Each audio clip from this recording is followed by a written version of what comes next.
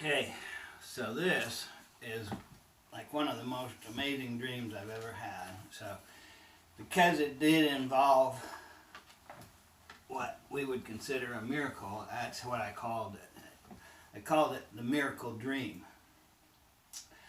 And as the dream was, it probably could have kept going, but I was so enthralled and brought to tears, and my emotions were so overwhelming I could barely even talk in the dream.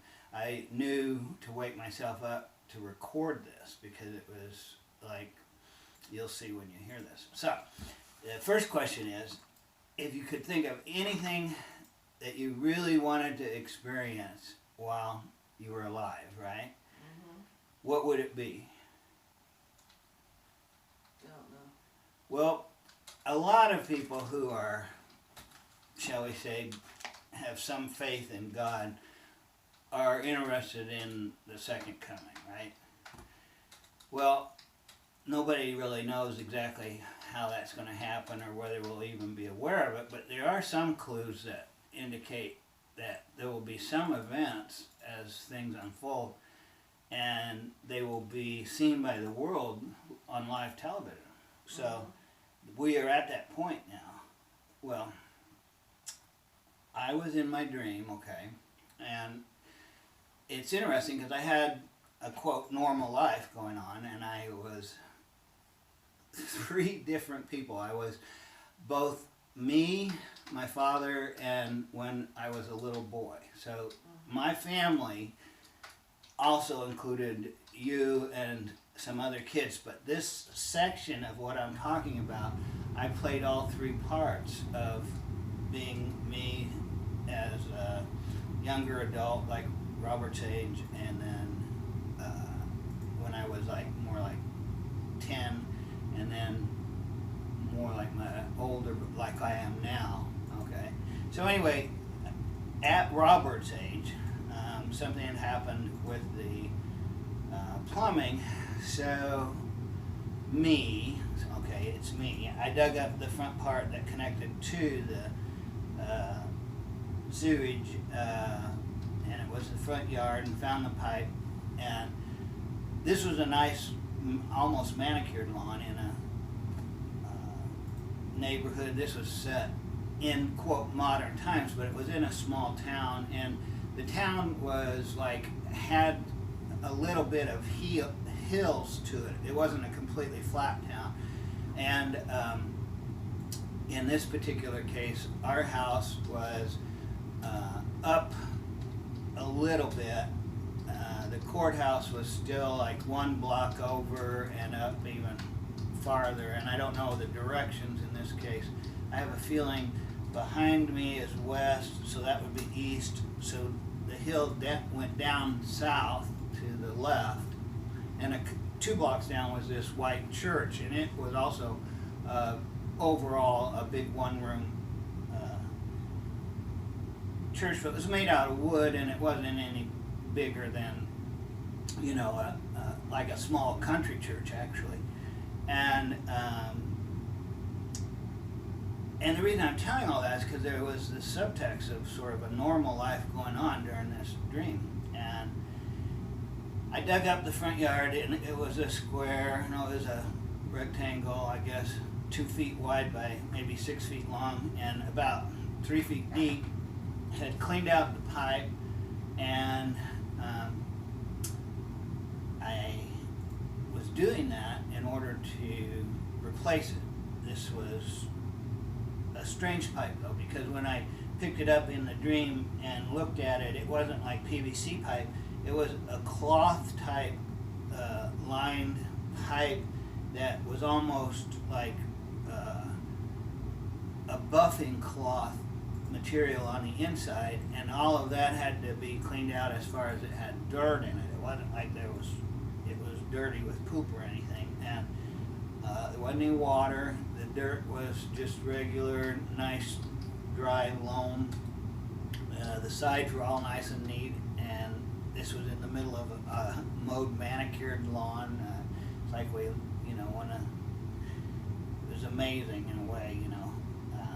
So when I was there, I said I couldn't quite get my arm down far enough, so I asked my dad to put his arm in there and see if it was cleared out. And I turned around and saw myself, which was my dad, putting his arm down there as far as it could go.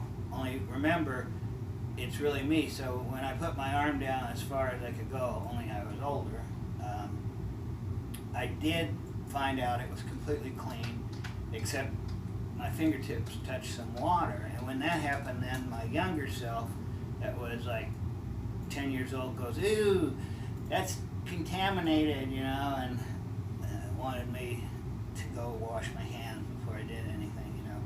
But basically it was ready now to be replaced or whatever. And so that all was part of this dream. I went inside and noticed on TV there was this woman, and it was like a reality show, and she was if I really had to pick somebody that she looked like, it was more like somebody like Marianne Williamson, okay? Brunette, older, but what was going on is she was walking up the steps of this church. And what isn't talked about, I have to mention, it was never in the dream, but the church was full of people that were deformed, and there had been an accident or a disease or something, quote, similar to leprosy, only it was something else, you know, that had happened in our town. And so these people would go to church, and basically the whole idea was, of course, for consolence and so that they would feel some semblance of community, because they became sort of so deformed or almost grotesque that it was hard, I think, for people to be around them, you know. And anyway, but as a group, they were all sitting in the pews, and this woman, this was a reality show on TV that was actually being filmed in our community because of this situation. And so here I had just done that in the front yard, walked in, saw this on TV, and she walked up the steps and she started walking almost in slow motion. And as she entered the church, she reached out, look, both index fingers like this, and would just touch each person, okay? Uh-huh.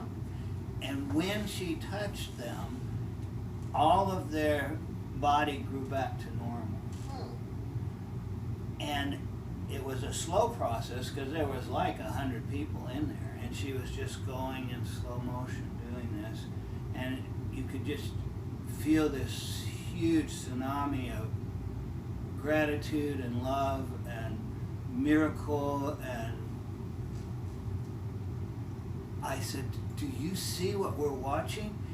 And it wasn't you. It seems like it was Maddie was standing there, and she goes, "No, I don't understand." I said, "We're seeing the second coming right now. Look what she's doing. That's a miracle. This is a miracle, and we're watching it right now, right this second on TV."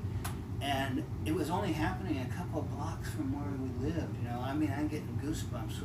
I'm telling you this, and I was like, I started crying, and I was so relieved, because I knew this would grow into such a beautiful story for people worldwide. You know, it was going to be so important, and we were so lucky to be seeing it, much less it happening, you know, where we lived. And so I ran out of the house. I wanted to go down there, and I did. Ran to the church, and when I got there, of course, it had this, I was just awestruck, and I wanted to be touched. So I walked in, and she was near it's funny, the front was almost the back, because she was nearing what we would consider the front of the room, but it's not like there was any altar there or anything. It was just a wall, okay? And so I went, and she was like on the second row to the end, and she touched me, and I didn't really change. And all that happened was there was a little bit of change in my eye and something else inside of me a little bit, but it was not like this miraculous feeling, and that's what I thought would happen, you know. And so I went straight forward up against the wall because I wanted to have some privacy to see and feel if something was changing or happening. And I went into a fetal position, and then I realized I was actually floating at about this level up against the wall in a fetal position, and that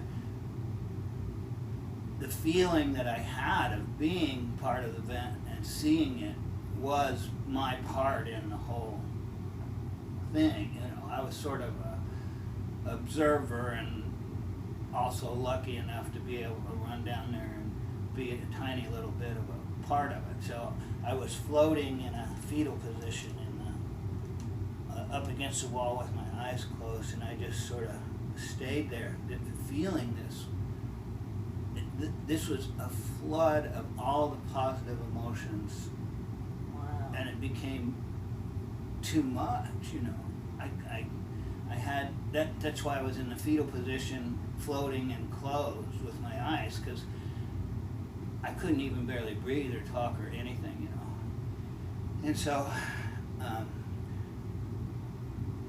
I basically had to stop it, and so I came out of the position and walked out of the church and was walking back to the house, but I went up to right by the courthouse, you know, and was going to go over. And I know now that this was you, because there was a woman in a hard hat, and it was 8 o'clock on Monday morning, and she is working for the city, and she was saying, now we got to get this done. And it was a very almost identical situation on the front yard of what we had done, but it was on the courthouse, and it was fixing the plumbing right there, like where the cars park, okay? It was one of those center town courthouses where people can park all the way around, you know? And I said, do you know what happened? And he said, no. And I go, the second coming, it just occurred right there at the church. And he said, well, I didn't know that. It was like, what do you mean? You know, it didn't compute, because we don't know what that's going to be, right? Right. And I started thinking, this was the point where I realized I needed to wake up and record this. I thought, how odd. I was just lucky to see it on TV. I was just walking by, you know. Maddie was watching it and didn't quite understand what she was seeing. Other people were oblivious to it. You were doing your work, you know, and didn't know what happened. And it was only a couple blocks away in the same town. And I realized that that's why it's going to be reported as not necessarily known by everybody. You know what I'm saying? It's because it can even happen 2 blocks away and you might not know it. Or you can watch it happen and not understand what it is. And it was so amazing to me. I was so overwhelmed even to this moment. I've considered calling in tonight. I mean, I am like, I don't even know how to put it in words, you know, but I'm trying. So that is the dream, and it gets me. I wanted to get that